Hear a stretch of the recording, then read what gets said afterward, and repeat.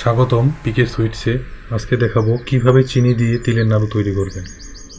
এর জন্য প্রথমে আমরা তিল যেটা নিয়ে আসবো। বাজারে গেলে আপনারা মুদির দোকানেই তিল পাবেন, অথবা বাসায় যদি আপনারা আবাদ করেন সেটা তিল, একই ব্যাপার। তিল মানে তিলটা নিয়ে প্রথমে কড়াইয়ের মধ্যে বা যে কোনো আপনার প্যানের মধ্যে আপনারা তিলটাকে গরম করে নিতে হবে। গরম করে নিতে হবে মানে হালকা ভেজে নিতে হবে। এটা মোটামুটি লো হিটে, একবারে লো হিটে, এই যে দেখেন আমাদের হিট একবারে লো হিটে এটা ভাজতে হবে, নাহলে পুড়ে যাবে।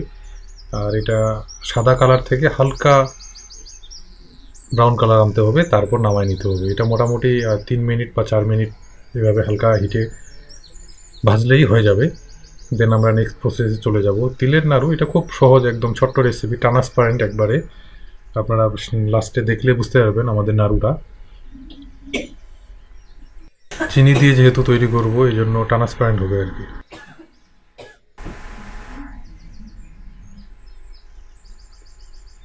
আমাদের ভাজা হয়ে গেছে, এটা আলাদা একটা পাত্রে রাখে দেবো মোটামুটি ঠান্ডা হওয়ার জন্য।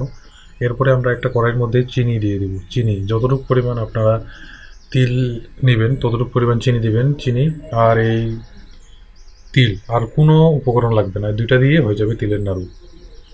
চিনিটাতে পানি আমরা অ্যাড করব না, এটা থেকেই যে পানি আসছে এটা বের হয়ে যাবে। এটাও লো হিটে, হালকা হিটে করতে হবে, জাল দিতে হবে। আর এটার কালারটা আসবে যখন ব্রাউন কালার, এক কথা শেষ, ক্যারামেল কালার হওয়ার আগেই আমরা এটার মধ্যে তিল অ্যাড করে নেব। এইভাবে জাস্ট এটা শুধু নাড়তে হবে, আর কোনো আপনার কাজ নাই। এখানে নাড়লে অটোমেটিক আপনার যেই চিনি থেকে যেই পানিটা আসছে এটা বের হয়ে আসবে এবং একটা লিকুইড হবে। ওই লিকুইড দিয়ে আমরা নাড়ুগুলা বানাবো। কোনো কিছু নেই, একবারে সহজ, পানির মতো সহজ। তাও দিলাম, পূজাতে কাজে লাগে এই ধরনের নাড়ু তৈরি করতে। আর এটা সংরক্ষণ করা যায় অনেক দিন, এই জন্য এটা খুব ভালো। এই যে চিনিটা গলতেছে, একবারে গলে লিকুইড হয়ে যাবে। লিকুইড হওয়ার পরে কালারটা দেখেন, কালারটাও চেঞ্জ হচ্ছে। এটা বেশিক্ষণ সময় লাগে না, একবারে হালকা। এটার কোনো ইস্যু নেই, কোনো কষ্টও নেই, একবারে ইজি। কষ্ট একটাই, যে যখন আপনারা নাড়ুটা হাতে ঘোরাবেন, মানে গোল গোল বল আকারে করবেন, তখনই একটু কষ্ট, কারণ গরম অবস্থায় করতে হয়। অতিরিক্ত গরম অবস্থায় করতে যাবেন না, হালকা যখন হিটটা কমে আসবে তখন হাত দিয়ে পেঁচাইতে হবে। এই যেভাবে তিলটা ঢালে দেবেন, জাস্ট নাড়বেন। নাড়ে এই কড়াইয়ের মধ্যে রাখা যাবে না, আরেকটা অন্য প্লেটে বা পাত্রে রাখে এই যেভাবে হাতের মধ্যে গোল গোল করে ঘোরাবেন। আপনি যেই সাইজের নাড়ু তৈরি করবেন সেই সাইজের করতে পারবেন, এটা আপনার ইচ্ছা।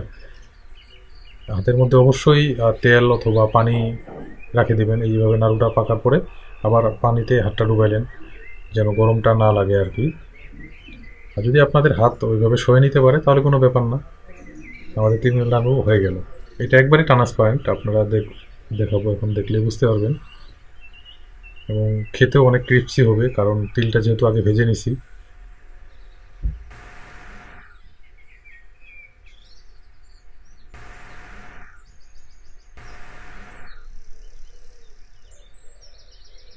আমাদের এই তিলের নাড়ু রেসিপিটা যদি আপনাদের ভালো লাগে তাহলে অবশ্যই একটা লাইক দিবেন। আর কিছু জানার থাকলে কমেন্ট বক্সে কমেন্ট করবেন।